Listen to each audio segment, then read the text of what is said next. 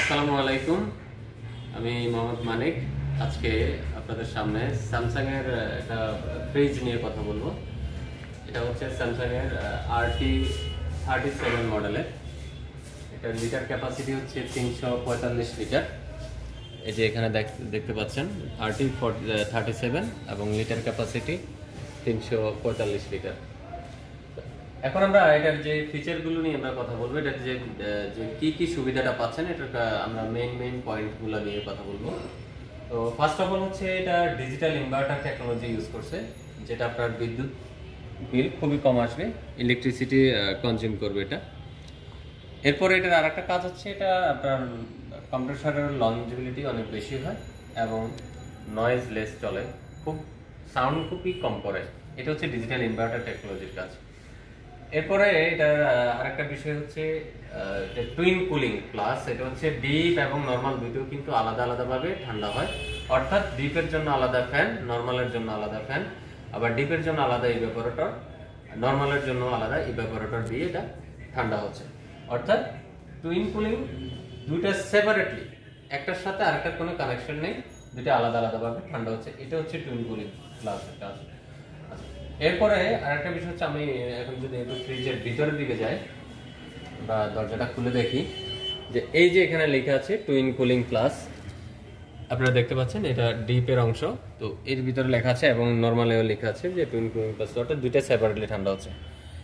এখন আমরা আসি যে ডিপের ভিতরে যে একটা দেখা যাচ্ছে, এটা অনেক ভারী মনে হচ্ছে। তো এটার কাজ হচ্ছে, আপনার ফ্রিজ যখন ইলেকট্রিসিটি চলে যাবে, অর্থাৎ বিদ্যুৎ চলে যাবে, তখন আপনাকে ঠান্ডার সাপোর্টটা দেবে। আর এটার নাম হচ্ছে কুল প্যাক।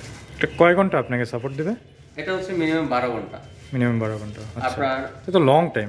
হ্যাঁ, লং টাইম এটা আপনাকে সাপোর্ট দিবে। আর এটা হচ্ছে একটা জেল আছে এটার ভিতরে, লিকুইড জেল। হ্যাঁ, এটা যদি আপনি ধরেন কোনো পড়ে গেছে, হাতে ব্যথা পাইছেন, এরকম কোনো প্রবলেম হলে, হঠাৎ করে বরফ পাচ্ছেন না, তখন এটা নিয়ে আপনি কিন্তু ওই জায়গায় ব্যথা যেখানে পাইছেন ওই অংশ দিয়ে দিতে পারেন, তখন আপনার বরফের কাজটা করবে।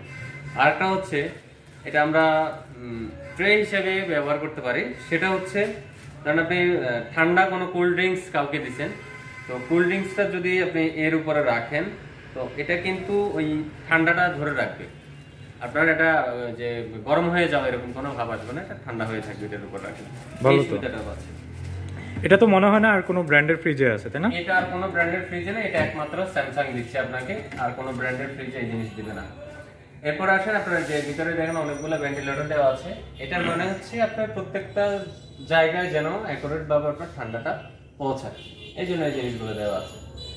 এবং সামনে একটা অংশ দিয়ে রাখছে যে এদিক থেকে যেন এয়ার ফ্লোটা হয় এবং এই পাশে যেন এয়ার ফ্লোটা হয়, অর্থাৎ অ্যাকুরেটলি এবং ইকুয়ালি যেন ঠান্ডাটা পায় সব। আচ্ছা ভাই, আমার একটা জিনিস, আমার আগের একটা ব্র্যান্ডের ফ্রিজে তো যেটা হয়েছে, এখানে যে গ্লাসগুলো দেখা যাচ্ছে এগুলো হচ্ছে ফেটে গেছে, মানে ভেঙে যায়, কোনো ভারী কোনো কিছু রাখা যায় না। এটার ক্ষেত্রে হচ্ছে আপনার এখানে গ্লাসগুলোর ওয়েট কিরকম নিতে পারে? এটা 150 কেজি পর্যন্ত ওয়েট নিতে পারে। 150 কেজি, যেটা একমাত্র। এটা কি আপনি শিওর বলতেছেন? আমি আপনার সামনে খাবার দিচ্ছি, ভাই গেলেন পারলে 150 কেজি পর্যন্ত ওয়েট। এটা স্যামসাং থেকে সার্টিফাই তো?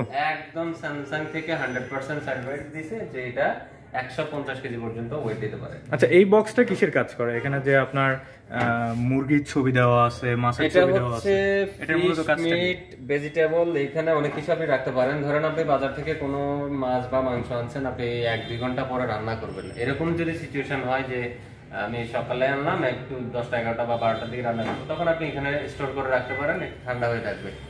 আরেকটা অপশন হচ্ছে, ডিপ থেকে খাবারটা বের করে আপনি এখানে রাখতে পারেন, যে সকালে বের করে রাখছেন, আপনি দুপুরে রান্না করবেন, তখন এটা হচ্ছে একটু ইজি হয়ে থাকবে, নরমাল হয়ে থাকবে। মানে দ্যাট মিন্স হচ্ছে, আমার ডিপের যদি কোনো খাবার থাকে, এখন আমি নতুন করে কোনো খাবার নিয়ে আসছি, ডিপেরটা এখানে রেখে দিব, তার পরিবর্তিত হচ্ছে নতুন খাবারটা আমি উপরে রাখলাম। হ্যাঁ, এটাই হচ্ছে এর মেইন। তাহলে তো এটা আমার একটা সেমি ডিপ হিসেবেও কাজ করে। হ্যাঁ, সেমি ডিপ হিসেবে আপনি কাজ করতে পারেন। আচ্ছা আচ্ছা। এরপরে আসলে আমরা যদি এখানে আরেকটা বিষয় আছে, ডিওডোরাইজিং ফিল্টার দেখতে পাচ্ছেন এখানে। আচ্ছা, এই ডিওডোরাইজিং ফিল্টারের কাজটা কি? এটার কাজ হচ্ছে, আপনি যখন এখানে মাছ মাংস বা রান্না করা কাঁচা শাকসবজি যাই রাখেন না কেন, এটা থেকে একটা স্মেল বের হবে। স্মেলটা যেন ভিতরে ব্যাড স্মেল সৃষ্টি করতে না পারে, সেই জন্য ডিওডোরাইজিং ফিল্টারটা কাজ করবে, এটা রিমুভ করে দেবে। মানে আমার ভিতরে যে খাবারের যে স্মেলগুলো থাকে সেটা হচ্ছে থাকবে না, রিমুভ করে দেবে এটা। ভালো তো। তার কারণে হচ্ছে আপনার খাবারে ব্যাকটেরিয়া গ্রো করবে না, খাবারটা ভালো থাকবে। এরপরে এটা হচ্ছে বিগ বক্স, এখানে হচ্ছে আপনার শাকসবজি রাখার জন্য। এটা আপনার মিনিমাম 12 দিন পর্যন্ত আপনার গার্ডেন ফ্রেশ থাকে। হ্যাঁ, এটা আপনার নষ্ট হবে না। আর ভিতরে আরেকটা বক্স দেখা যাচ্ছে, এটা কি? এটা হচ্ছে আইস বক্স। এই আইস বক্সের কাজ হচ্ছে আপনার যখন বরফ দরকার হবে তখন আপনি এটা দিয়ে বরফ তৈরি করতে পারেন। এটা এখানে পানি দিয়ে আপনি ডিপে রেখে দিবেন, আবার এটা টুইস্ট করবেন এভাবে, তখন এখানে মানে আমার যখন প্রয়োজন তখন আমি এটা আইস করার সময় এটা ডিপে রাখবো, আর যখন প্রয়োজন নেই তখন এটা বাইরে বের করে রাখতে পারবেন। দারুণ সিস্টেম, সেভ হবে, স্পেসটা সেভ হচ্ছে। এই টুইস্ট করলে এখানে পড়বে, এটা আপনি এখান থেকে আইস কালেক্ট করবেন। এটা ডয়ার সিস্টেম। আচ্ছা, এটা টুইনিং সিস্টেম না? ভালো তো। তাহলে আমার মানে জোর করে করে খুলতে হবে না, না না না, জাস্ট স্লাইড করলে হয়ে যাবে। দুইবার করলে হয়ে যাবে এভাবে। আচ্ছা, এটা হচ্ছে আপনার হচ্ছে আইস বক্স। না আমি যখন ইউজ করা দরকার তখন ইউজ করব, যখন ইউজ করা দরকার না এটা আমি আলাদাভাবে রেখে দেব। এটা রেখে দিতে পারেন। এরপর আমি যদি এটা বাইরের অংশে এখানে আসি, এটা টোটাল কন্ট্রোল প্যানেলটা হচ্ছে এখানে। এখান থেকে ফ্রিজের টোটাল কে আপনি টেম্পারেচার কন্ট্রোল, মানে এখন আর আমার ভিতর থেকে টেম্পারেচারটা কন্ট্রোল করতে হবে না না, এখন আর ভিতরে কোনো, এখন সব ডিজিটাল হয়ে গেছে, এখন সব বাইরে।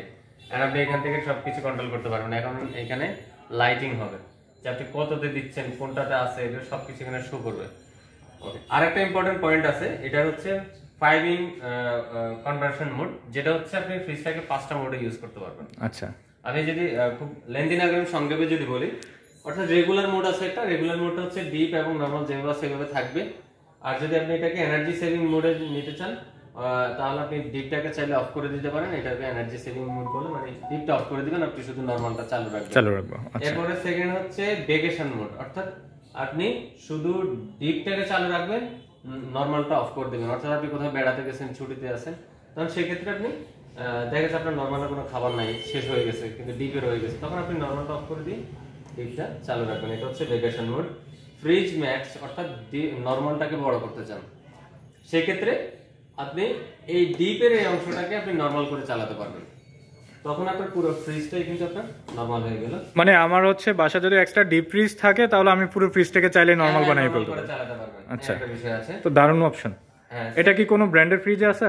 আদার্স কোনো ব্র্যান্ডে দেয়নি, শুধুমাত্র একমাত্র স্যামসাং এ পাওয়া যাচ্ছে। স্যামসাং এ দিচ্ছে। এরপর আসেন আপনি মিনি ফ্রিজ, অর্থাৎ নরমালটা অফ থাকবে, ডিপটাকে নরমাল করে চালাবেন। এইটা নরমাল থাকবে, তখন ডিপটা, আচ্ছা, নরমালটা অফ থাকবে। যখন আপনি সিঙ্গেল থাকবেন, বাসায় একা আছেন, আপনার এখন এত খাবার দাবার নাই, অল্প একটু আছে, এটা শুধু নয় একটু ফ্রিজ হলে হবে। হ্যাঁ, ওকে, অনেক সময় অনেকে এসে মিনি ফ্রিজ খোঁজে, আসলে মিনি ফ্রিজের দরকার নাই। যদি আপনি ইউজ করতে জানেন, এগুলো একটা নিলে আপনি কিন্তু অ্যালোন যখন থাকবেন তখন আপনি এটাকে মিনি ফ্রিজ করে চালাতে পারবেন। এভাবে হচ্ছে এটার সুবিধাটা আছে। এখন আসেন এটার যে ওয়ারেন্টি গ্যারান্টি, এটার ওয়ারেন্টিটা হচ্ছে 20 বছর কম্প্রেসর ওয়ারেন্টি। 20 বছর?